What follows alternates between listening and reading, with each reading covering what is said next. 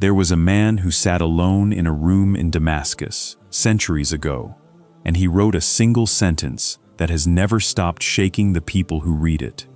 He wrote, "You think you are a small entity, but within you is enfolded the entire universe." His name was Muhyiddin Ibn Arabi, and he did not mean this as a poem.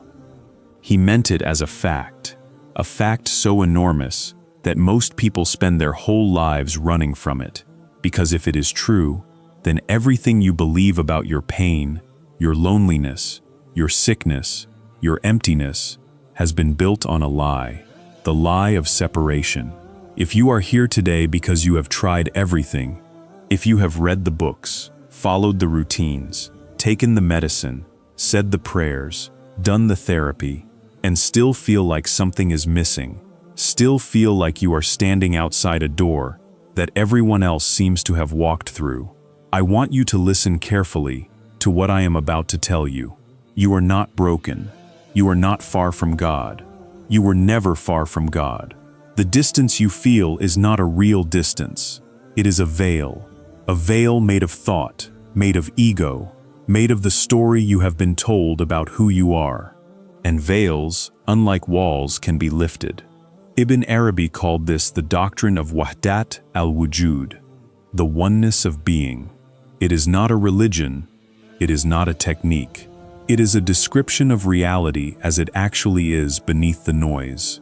He taught that there is only one being, one wujud, one existence, and everything that appears to exist separately from it, you, me, the tree outside your window, the ache in your chest, the thoughts that keep you awake at night, all of it is a reflection, a self-disclosure, a tajalli, of that one existence looking at itself through countless mirrors. You are one of those mirrors. Your healing does not come from fixing the mirror. It comes from remembering what is being reflected in it. Over the next 21 days, across 7 lessons, I am going to walk you through the exact framework Ibn Arabi left behind for waking up from the dream of separation. This is not motivational talk. This is not a checklist of habits. This is a dismantling, gentle but total, of the illusion that has been causing your suffering. Each lesson builds on the one before it. 3 days of sitting with each teaching, letting it work on you the way water works on stone, slowly, patiently, until what was hard in you becomes soft, and what was closed in you becomes open. Some of what you hear today will comfort you immediately. Some of it will unsettle you, because the ego does not like being told it is not the center of the universe. But stay with me, because on the other side of this discomfort is something Ibn Arabi called the greatest healing there is. Not the healing of a single wound, but the healing of the fundamental misunderstanding that created all your wounds in the first place. The belief that you are alone, the belief that you are separate, the belief that God is somewhere else, watching from a distance, while you struggle here on earth by yourself. That belief is false, and you are about to find out why. 1. The illusion of separation. Days 1 through 3 begin with the hardest truth and the gentlest one, held together in the same hand. The hardest truth is this: almost everything you feel is wrong with your life traces back to a single root error. The belief that you are a separate self, cut off from being, cut off from God, cut off from everyone and everything around you. The gentle truth is this: that belief was never accurate. It was a perceptual habit, formed so early and reinforced so constantly that it started to feel like reality itself. Ibn Arabi spent his life showing people the difference between what feels real and what is real.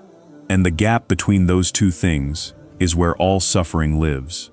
Think about how you experience your own existence right now. You feel like a self, located behind your eyes, looking out at a world that is separate from you. That world contains other people who feel like separate selves too, each one sealed inside their own body, their own thoughts, their own private universe.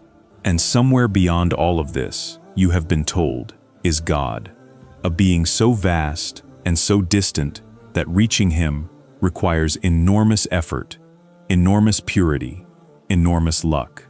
This picture, Ibn Arabi says, is not false because it describes nothing real.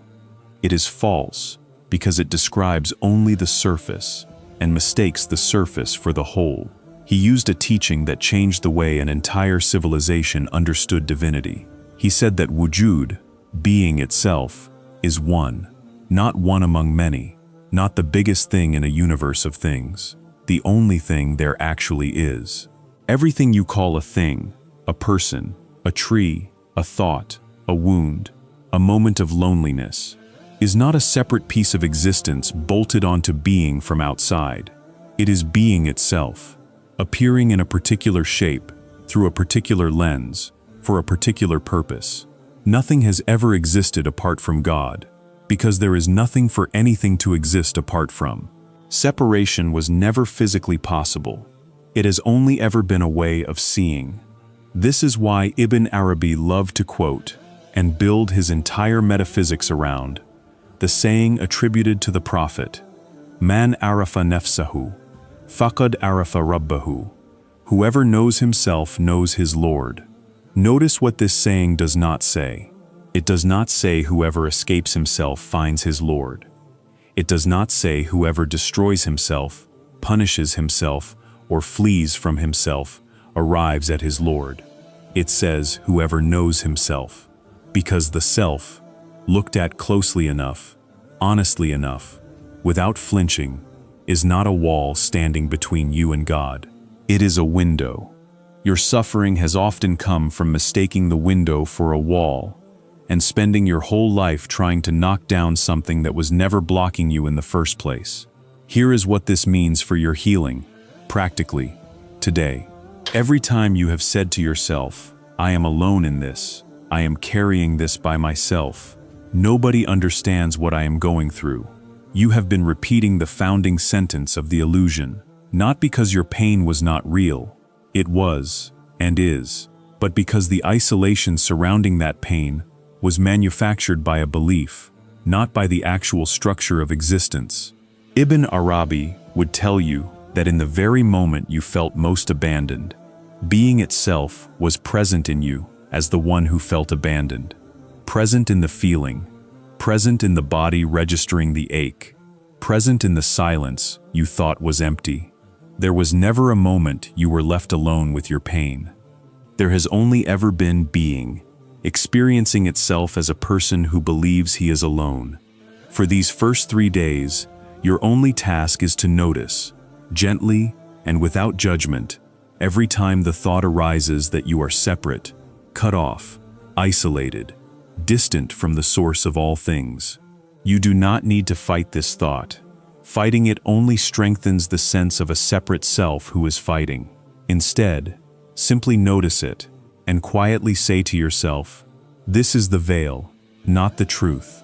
Let the noticing itself begin the work. Ibn Arabi never asked people to force their way into unity through willpower. He asked them to see clearly, because clear seeing, on its own, begins to dissolve what confusion had built. Watch your language too. Notice how often you say, "I am broken, I am not enough, I am too far gone." Each of these sentences assumes a fixed, isolated self that exists independently and has failed on its own. But if being is one, then even your sense of brokenness is a wave on an ocean that was never broken, never separate, never abandoned. The wave suffers because it forgets it is the ocean. Healing begins the moment the wave remembers. By the end of day 3, do not expect transformation. Expect only the beginning of a question, a quiet, persistent question that will follow you into the next lesson. If I am not actually separate from God, then what have I been protecting myself from all this time? What have I been running toward, when the destination was never anywhere else but here? There is an old objection worth answering here, because your mind will raise it, and Ibn Arabi himself answered it many times in his own writings. If everything is being, if nothing is truly separate, does that mean suffering does not matter, that cruelty and kindness are the same, that nothing you do has consequence? Ibn Arabi's answer was firm. Oneness of being does not erase the reality of difference. It explains where difference comes from. The ocean is one, but its waves are not identical. Some calm, some violent, some carrying light, some carrying wreckage. Recognizing the ocean does not mean pretending the waves do not differ. It means understanding that even the most turbulent wave never actually left the water it was made of, and can, in time, return to stillness. Your actions, your choices, your growth, all of it still matters immensely, because it is precisely through the particular, individual shape of your life that being comes to know one more unrepeatable aspect of itself. Nothing about this teaching asks you to become passive. It asks you to stop suffering from the added weight of imagined abandonment while you do the work that is genuinely yours to do. 2. The Mirror of the Divine Names. Days 4 through 6 take the teaching further, into one of Ibn Arabi's most healing and most misunderstood ideas, the doctrine of the divine names. God, in the Islamic tradition, has 99 names: Al-Rahman the Merciful, Al-Ghaffar the Forgiving, Al-Wadud the Loving, Al-Qahar the Overwhelming, Al-Jabbar the Compeller, and many more. Most people treat these names as descriptions of a distant deity, adjectives applied from far away. Ibn Arabi taught something far more intimate and far more useful for your healing. He taught that the entire created universe, including you, exists specifically so that these names can be witnessed, expressed, and known. You were not created and then given qualities. You were created as a unique configuration of divine qualities, seeking to see themselves reflected back. This is the doctrine of the mirror. God, Ibn Arabi says, desired to be known, and so brought creation into being as a vast field of mirrors, each one reflecting certain divine names more brightly than others. A mountain reflects majesty and permanence. A river reflects mercy and constant giving. A mother reflects compassion. A storm reflects power. And you, specifically and irreplaceably you, reflect a particular combination of names that has never existed before and will never exist again. Your sensitivity is a name. Your resilience is a name. Even your capacity to feel pain deeply is a name, because it means you also have the capacity to feel love, beauty, and presence just as deeply. Here is where this becomes healing rather than theology. So much of your suffering has come from believing that the qualities you carry are flaws, to be eliminated, rather than divine attributes seeking expression. You have been told, by circumstance, by other people, sometimes by your own exhausted mind, that your intensity is too much, your sensitivity is weakness, your need for meaning is naive, your grief is something to hide. Ibn Arabi would ask you to reconsider every one of these judgments. What if what you have been calling too much is actually a name of God, Al-Wasi, the all-encompassing, moving through you at a volume the world has not yet learned to receive? What if your sensitivity is Al-Latif, the subtle, giving you the ability to perceive what coarser hearts cannot? What if your grief is Al-Wadud, the loving, mourning the temporary absence of what it loves? This does not mean every difficult trait should go unexamined, or that healing requires no effort or change. Ibn Arabi was not naive about the ego's capacity for distortion, and later lessons will address this directly. But it does mean the starting point of healing shifts entirely. You stop asking, "What is wrong with me?" and start asking, "What name of God is this part of me struggling to express? And what would it look like for that name to be expressed in balance, rather than suppressed or exaggerated?" There is a particular healing practice that grows out of this teaching. When you feel a strong emotion, before judging it, before trying to fix it or bury it, pause and ask, which divine quality is moving here? If you feel anger at injustice, that may be Al-Adel, the just, seeking expression through you. If you feel a desperate need for solitude, that may be Al-Ahad, the one, drawing you inward toward the source.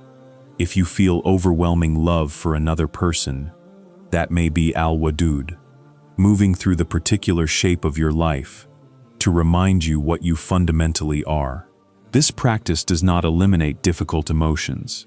It relocates them, from evidence of your brokenness to evidence of your participation in something vast and holy. Ibn Arabi also taught that no single name can be understood in isolation, because the names balance each other. Al-Qahar, the overwhelming or subduing, exists alongside Al-Latif, the gentle. Al-Muntaqim, the avenger, exists alongside Al-Afu, the pardoner. This means that when you find yourself trapped in one extreme, harshness without mercy, or softness without boundaries, you are not seeing a flaw in creation. You are seeing an incomplete reflection, a mirror only catching part of the light. Healing, in this framework, is not about becoming a different person. It is about becoming a fuller mirror, one capable of reflecting more of the whole, rather than being frozen in a single distorted angle. For these 3 days, keep a quiet record, mentally or on paper, of the qualities that arise most strongly in you, both the ones you are proud of and the ones you have been ashamed of. Do not rush to explain them away. Simply hold them and ask what they might be reflecting. By the end of day 6, you should begin to feel something shift in how you relate to your own nature. Not pride exactly, and not self-indulgence, but a quiet dignity. The dignity of knowing that even your struggles are not random defects in a meaningless existence. They are the specific, irreplaceable way that being has chosen to know itself through you. 3. The heart as the throne of God. Days 7 through 9 move from the mind to the organ. Ibn Arabi considered the true center of the human being, the qalb, the heart. Not the physical muscle alone, but the innermost faculty of perception, the seat where divine self-disclosure is received most directly. Ibn Arabi built an entire spiritual physiology around a single hadith Qudsi, a sacred saying in which God declares, "Neither my heavens nor my earth contain me, but the heart of my believing servant contains me." Read that again, slowly. The entire cosmos, every galaxy, every star, every vast and unimaginable distance of space, cannot contain the fullness of divine reality, but a human heart can. Not because the heart is larger than the universe in size, but because it is capable of a kind of receptivity that fixed physical space is not. This teaching alone can begin to heal a wound many people carry without naming it, the wound of feeling insignificant. In a universe this large, it is easy to feel like a speck, a temporary accident, one life among billions, mattering to no one, and nothing beyond your own small circle. Ibn Arabi's teaching on the heart dismantles this feeling at its root. You are not a speck, lost in a vast impersonal cosmos. You carry within you a capacity that the cosmos itself does not possess, the capacity to hold, reflect, and know the infinite.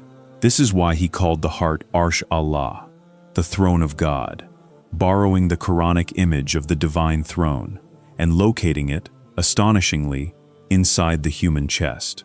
But here is the crucial detail, the part that turns this from beautiful theology into practical healing.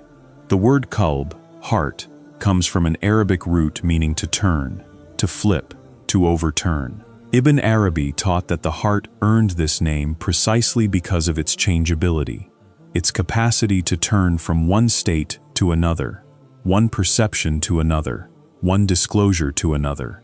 Unlike the fixed intellect, which grasps truth in rigid, unchanging concepts, the heart is fluid. It can hold contradiction. It can hold grief and gratitude in the same moment without breaking.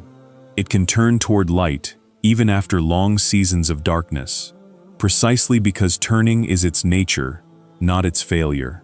This means the very quality you may have hated in yourself, the fact that your moods shift, that your faith wavers, that some days you feel close to something sacred and other days you feel nothing at all, is not evidence that you are spiritually unstable or weak.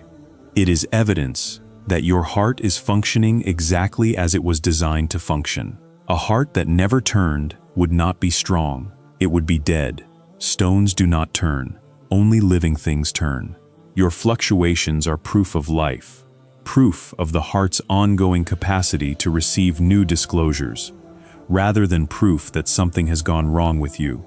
Ibn Arabi describes the heart's task as tanakul, continual movement between divine self-disclosures, because no single disclosure, however beautiful, is meant to be frozen in place forever. A heart that clings too tightly to one experience of God, one feeling of certainty, one moment of comfort, and refuses to turn again when life calls for a new disclosure, becomes rigid, and rigidity, not change, is what actually blocks healing.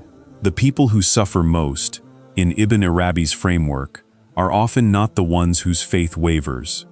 They are the ones who cannot forgive themselves for wavering, who believe that a single doubt or a single dark night undoes years of sincerity. It does not. It is simply the heart turning, as hearts do, toward the next disclosure waiting to be received. For these 3 days, your practice is one of gentle attention to your own heart's movements. Notice when it turns toward hope and when it turns toward despair, when it turns toward connection and when it turns toward withdrawal. Instead of judging these turns as good or bad, simply witness them as evidence that your heart is alive and functioning, exactly as it was created to function. Place your hand on your chest at some point each day, even briefly, and remind yourself silently, this is the throne that the heavens and the earth could not contain. Not to inflate the ego, but to remind the parts of you that feel small and forgotten, that you were built to hold what nothing else in existence can hold. By the end of day 9, something in your relationship to your own emotional life should begin to soften. The war against your own changeability, the exhausting effort to force yourself into permanent positivity or permanent certainty, can begin to end.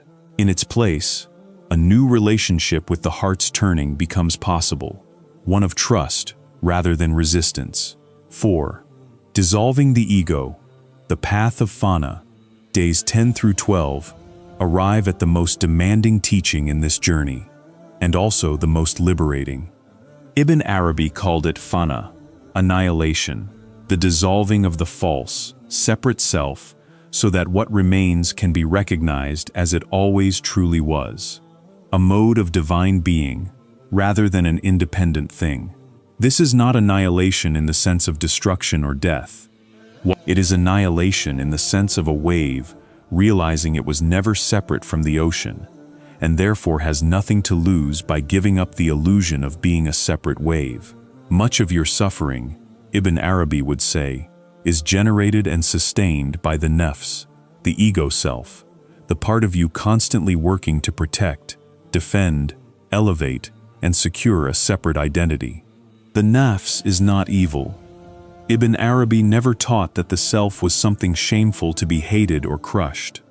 But the nafs, left unchecked, mistakes itself for the whole of who you are, and spends enormous energy defending a boundary that, as we explored in the very first lesson, was never actually there.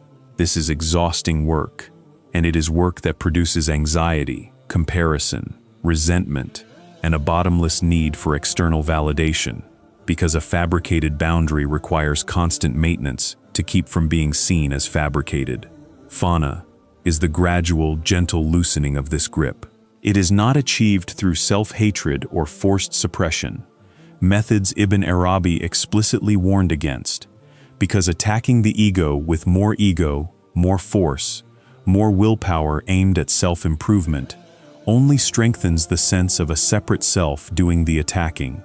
Instead, Fana happens through remembrance, through dhikr, through returning again and again to the truth established in Lesson 1, that being is one, and the self you have been defending so fiercely was never separate from that one being to begin with. You cannot destroy an illusion by fighting it as though it were real. You dissolve it by seeing clearly that it was never solid in the first place. Ibn Arabi describes this process using the image of ice and water. The ego is like ice, a temporarily solidified form of something that was always, underneath, fluid and boundless. Ice does not need to be shattered violently to become water again. It simply needs warmth, patience, and the natural process of returning to its true state. The warmth, in this teaching, is remembrance of God, sustained attention turned again and again toward the truth of oneness, until the rigid boundaries the ego built begin, quite naturally, to melt. This has direct application to your healing. Consider the grievances you carry, the old wounds where someone hurt you, and you have held the injury tightly for years, believing that releasing it would mean the harm did not matter, or that the person who hurt you would somehow win. Consider the anxious striving, the constant comparison to others, the fear of being forgotten, unseen, unimportant. All of these are functions of the nafs defending its separateness, because a truly separate self has enormous reasons to fear disappearing, being wronged, or losing significance. But if separateness was always an illusion, then the self that fears these things was never the deepest truth of who you are.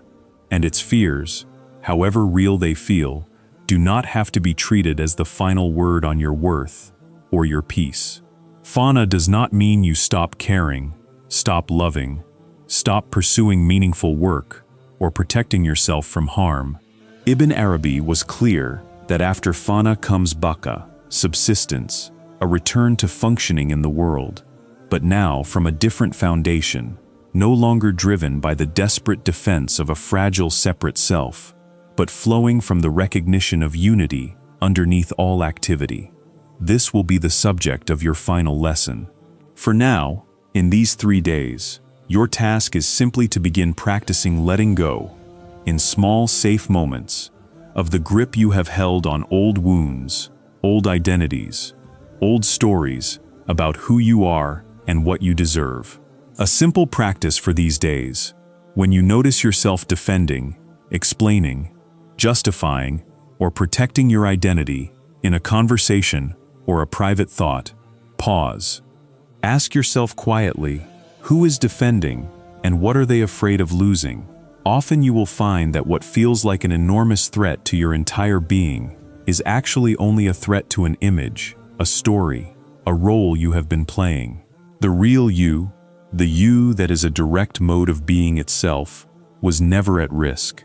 Ibn Arabi also taught that fana is not a single dramatic event, but a series of small deaths, repeated many times, each one loosening the grip a little further. You do not need to wait for a mystical breakthrough to begin. Every time you release the need to be right in a small argument, every time you let go of resentment towards someone who cannot give you the apology you deserve, every time you stop performing strength you do not feel just to protect an image, you are practicing a small fana. These small deaths are not losses. They are the ice, mentioned earlier, losing a little more of its rigidity, returning a little further toward the water it always was underneath. Do not judge your progress by how dramatic the letting go feels. Judge it by how much lighter you feel afterward, even slightly, even for a moment, because that lightness is the unmistakable signature of truth replacing illusion. By the end of day 12, you may notice a strange, unfamiliar lightness in moments when you would normally have gripped tightly. That lightness is fana, beginning its quiet work. 5. The world as a living dream. Days 13 through 15 introduce one of Ibn Arabi's most startling and most freeing teachings, found in his discussions of khayal, the imaginal realm, and his famous statement that the world you perceive is a kind of dream, and that the true task of the spiritual traveler is to wake up within the dream while still living inside it. He wrote that people are asleep, and when they die, they wake up. But he also taught something more radical still, that it is possible, and indeed necessary, for real healing, to wake up before death, to begin seeing the dreamlike quality of ordinary experience, while continuing to walk through it. This is not a teaching that the world is unreal, in the sense of not mattering, and Ibn Arabi would have firmly rejected any use of this idea to justify carelessness or escapism. Rather, It means that the world as you perceive it, solid, permanent, separate from you, fixed in meaning, is a construction, much the way a dream feels completely real and solid while you are inside it, only to be revealed as fluid and symbolic once you wake. The barzakh, the imaginal realm Ibn Arabi describes, is the intermediate zone where spirit takes on form and form points back toward spirit, and he taught that the entire visible universe exists in this intermediate condition, neither pure illusion nor pure ultimate reality, but a meaningful, living symbol of something deeper. Why does this matter for your healing? Because so much psychological suffering comes from treating the events of your life as fixed, final, absolute verdicts on who you are and what your future must be. A failure becomes proof you are a failure, forever. A rejection becomes proof you are unlovable, permanently. A diagnosis, a loss, a mistake, becomes concretized into an identity, hardened into unchangeable fact. Ibn Arabi's teaching on the imaginal, dreamlike nature of experience offers a different relationship to these events. Not denial that they happened, and not dismissal of their pain, but recognition that meaning is not fixed the way stone is fixed. Meaning moves, the way images move within a dream, and the same event can be reinterpreted, re-seen, re-held, as your perception matures and your heart turns, as we explored in Lesson 3, toward new disclosures. Ibn Arabi taught a specific practice connected to this understanding, examining your actual dreams at night as a doorway into understanding the symbolic, imaginal nature of your waking life as well. He believed dreams were not random noise, but a genuine, if symbolic, form of divine communication, and that a person who learned to interpret their sleeping dreams with wisdom and humility would gradually develop the same skill for interpreting their waking life, learning to ask, "What is this event pointing toward?" rather than only, "What is this event doing to me?" This shift, from being a passive victim of fixed events to being a conscious interpreter of living symbols, is itself a profound form of healing, because it restores a sense of meaning and agency without requiring you to deny that difficult things happened. There is a comforting implication buried in this teaching as well. If the world is imaginal in this sense, a meaningful symbolic display arising from and returning to the one being, then nothing you experience, including your suffering, is meaningless noise in a random universe. Every difficulty is, in some sense, a disclosure, an image placed before you by being itself, inviting a particular kind of understanding, a particular kind of growth, a particular turning of the heart. This does not mean you should thank difficult people for hurting you or seek out suffering. It means that even unwanted experiences are not evidence of divine absence or abandonment. They are still occurring within and are still made of the one reality that also contains every comfort, every beauty, and every moment of relief you have ever known. For these 3 days, practice holding your current difficulties slightly more loosely, not by pretending they do not hurt, but by asking, each time a painful thought about your circumstances arises, what might this be pointing toward, rather than only, why is this happening to me? Pay attention to your actual dreams if you remember them, and notice recurring images or feelings without forcing rigid interpretations. By the end of day 15, you should notice a subtle shift in how permanent your problems feel. Not smaller in importance, but less final, less like a verdict, and more like a scene inside a larger, still unfolding story that being is telling through your life. 6. The Religion of Love, days 16 through 18, bring you to the teaching Ibn Arabi is perhaps most famous for, the one he expressed in his often quoted verses, declaring that his heart had become capable of every form, a pasture for gazelles, a monastery for monks, a temple for idols, the Kaaba for the pilgrim, the tablets of the Torah, the pages of the Quran, and that he follows the religion of love, wherever love's caravan turns. This is not sentimental poetry. It is the practical conclusion of everything taught in the previous 5 lessons. And it is where healing becomes not just a private, internal shift, but a way of moving through relationships, community, and the whole of daily life. If being is one, if every name of God is reflected somewhere in creation, if the heart is the one vessel large enough to hold divine disclosure, if the ego's separateness was always illusory, and if the world is a living, symbolic dream pointing back toward its source, then love, real love, is not a feeling reserved for a few special people or a few special moments. Love becomes the recognition, moment by moment, of the one being looking back at you through every face, every creature, every circumstance you encounter. Ibn Arabi taught that God is not only the object of love, but the very reality of loving itself, present as the lover, the beloved, and the love that moves between them, all at once. This is enormously healing for anyone who has struggled with feeling unlovable, or has struggled to love themselves. If love, in its deepest sense, is not a scarce resource that must be earned, deserved, or won through performance, but is instead the fundamental nature of being itself, flowing through all things, then the question shifts from am I worthy of love to am I willing to stop blocking the love that is already, always, moving through and toward me.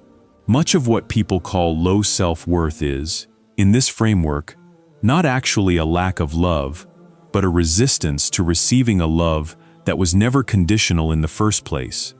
A resistance built from old wounds, old rejections, old moments when human love, imperfect and limited as it always is, failed to reflect the unconditional love underneath it. Ibn Arabi's religion of love also has direct implications for how you relate to other people, especially those who differ from you, believe differently than you, or have hurt you. If every heart is a potential mirror for divine names, then contempt for another person, however justified it may feel, is contempt directed, in some hidden way, at a reflection of the very being you are seeking to heal your relationship with. This does not mean tolerating abuse or refusing boundaries. Ibn Arabi was a rigorous scholar of Islamic law, alongside his mysticism, and understood the necessity of justice. It means that even necessary boundaries, and even righteous anger, can be held without the corrosive, separating hatred that so often accompanies them. Because the deepest truth about the other person remains, underneath their actions, a mode of the same one being that you yourself are. There is a specific healing practice connected to this teaching. In moments of connection, whether with a person, an animal, a piece of music, a sunset, or a simple act of kindness received or given, pause and let yourself feel, even briefly, that what you are touching in that moment is not separate from the source of all love. Let the ordinary moments of your day become small pilgrimages.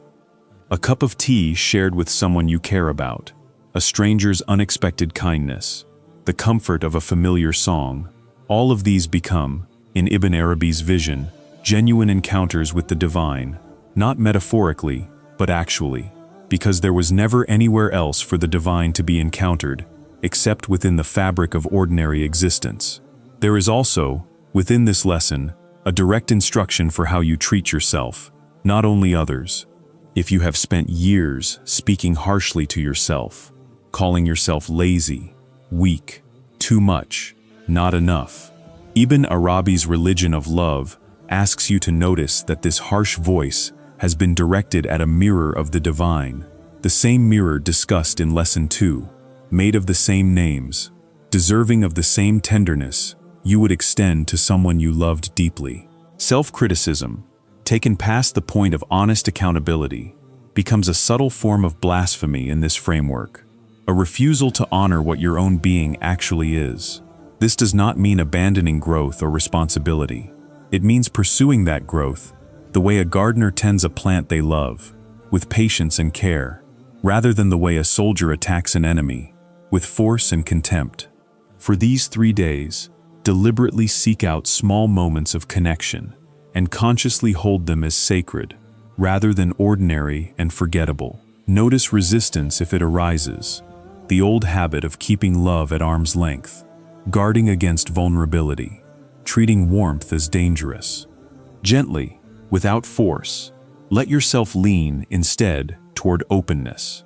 Practice too a softer inner voice, catching the harsh self-talk before it finishes its sentence, and replacing it, even briefly, with the same patience you would offer a struggling friend. By the end of day 18, you may notice that your capacity to give and receive warmth has expanded, not because you have become a different person, but because you have stopped resisting what was always trying to move through you. 7. Becoming the complete human. Insan al-Kamil, days 19 through 21. Bring this journey to its culmination in Ibn Arabi's teaching of the Insan al-Kamil, the complete or perfect human. This is the final piece that ties every previous lesson together, and it answers the question that may have been quietly forming in you throughout this entire journey. If separation was always an illusion, if I am not other than being, what am I actually supposed to do with this life? Do I simply dissolve, disappear, withdraw from the world into private mystical bliss? Ibn Arabi's answer is emphatically no. The complete human is not someone who escapes the world after realizing unity with the divine. The complete human is someone who returns fully to the world, fully engaged, fully present, fully active, but now as a clear and complete mirror, reflecting the full range of divine names in balance, rather than a fragmented, anxious ego reflecting only fear, scarcity, and separation. This is the stage Ibn Arabi called Baqa, subsistence, the necessary completion of the fana, explored in Lesson 4. First, the false self dissolves. Then a truer, freer way of living re-emerges from that dissolution, no longer driven by fear of separateness, but by the natural, generous overflow of a heart that has remembered what it truly is. The Insan al-Kamil, in Ibn Arabi's vision, is the isthmus, the barzakh, between the divine and the created world, the point where these two realities meet and are known to each other. This is not a title reserved only for prophets and great saints, though he did describe them as its clearest expressions. In principle, Ibn Arabi taught, every human being carries the potential for this completeness, because every human being was created, according to the tradition he drew on, upon the form, containing within themselves a comprehensive summary of every name and quality found scattered throughout the rest of creation. You are not meant to specialize in only mercy, or only strength, or only gentleness. You are meant, gradually, to become whole, holding justice and mercy together, strength and tenderness together, solitude and connection together, exactly as the divine names themselves exist in dynamic balance with one another. This reframes healing one final time. Healing is not becoming a person without flaws, without struggle, without dark seasons. Healing is becoming increasingly complete, increasingly capable of holding the full range of what a human life contains, without being shattered or permanently distorted by any single part of it. A complete mirror is not a mirror that only ever shows sunlight. It is a mirror capable of reflecting both the sun and the storm, and remaining, underneath both, the same clear surface. As you close this 21-day journey, Ibn Arabi would want you to understand something clearly. Nothing about these lessons was meant to make you into someone new. Everything taught here was meant to help you remember what you already, always, were.